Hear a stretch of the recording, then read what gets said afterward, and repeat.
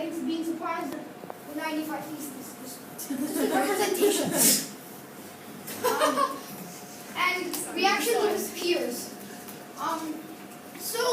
Luther's friends, when they got to know that he was being a heretic, since they were mostly monks, he kind of lost a lot of friends. And people. Luther's superior, Johann von Stoppert, tried to comfort him, saying just to stop worrying and love God. That didn't work on Luther's poor soul. So instead, salvation is a gift of God's grace, received by faith alone.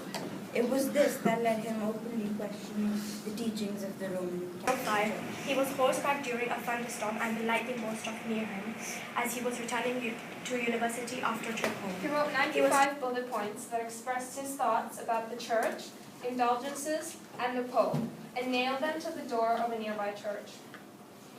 He wrote about what he discovered while reading the Bible, that you don't need the church to be closer to God. You don't need to pay to go to heaven.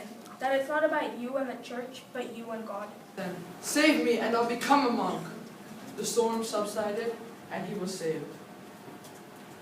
The decision to become a monk was a difficult one and greatly disappointed by his Sent to father. the best schools in Mansfield and Magdeburg. At the age of 18, Luther enrolled himself at the University of Erfurt to study law. He received his master's degree in 1505. Luther didn't want to accept, but his friend persuaded him. While Luther was studying Bible in Latin, Greek, and Hebrew, he discovered a revelation.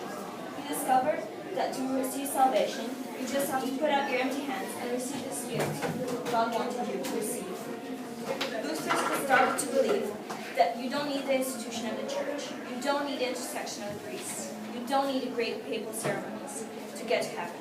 He believed that this religion was not about you and the church, but about you and God.